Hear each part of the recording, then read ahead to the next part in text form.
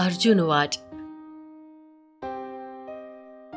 संन्यासं कर्मणां कृष्ण पुनर्योगं च शंससि यच्छ्रेय एतयोरेकं तन्मे ब्रूहि सुनिश्चितम्।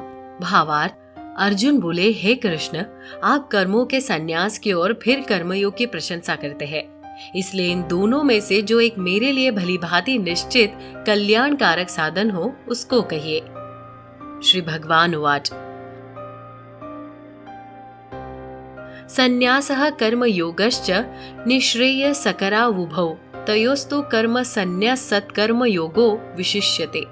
भावार्थ, श्री भगवान बोले, कर्म संन्यास और कर्म योग ये दोनों ही परम कल्याण के करने वाले हैं, परंतु उन दोनों में भी कर्म संन्यास से कर्म योग साधन में सुगम होने से श्रेष्ठ है। ज्ञेयः सनित्य संन्यासी यो न द्वेष्टि न कांक्षति निर्द्वंदो ही महाबाहो सुखम बंधात प्रमुच्यते।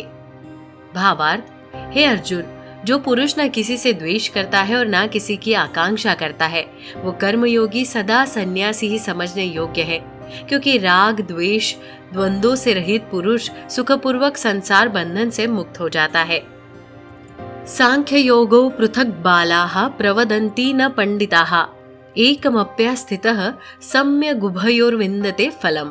भावार्थ, उपर्युक्त संन्यास और कर्मयोग को मूर्ख लोग पृथक पृथक फल देने वाले कहते हैं, न कि पंडित जन, क्योंकि दोनों में से एक में भी सम्यक प्रकार से स्थित पुरुष दोनों के फलस्वरूप परमात्मा को प्राप्त होता है।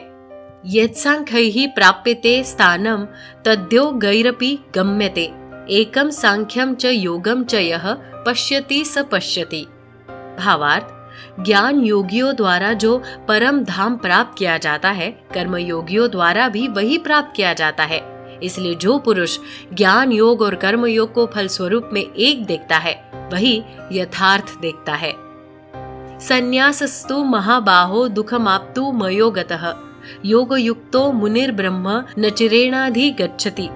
भावार्थ, परंतु हे अर्जुन, कर्म योग के बिना संन्यास अर्थात मन, इंद्रिय और शरीर द्वारा होने वाले संपूर्ण कर्मों में कर्तापन का त्याग प्राप्त होना कठिन है, और भगवत स्वरूप को मनन करने वाला कर्मयोगी परब्रह्म परमात्मा को शीघ्र ही प्राप्त हो जाता है।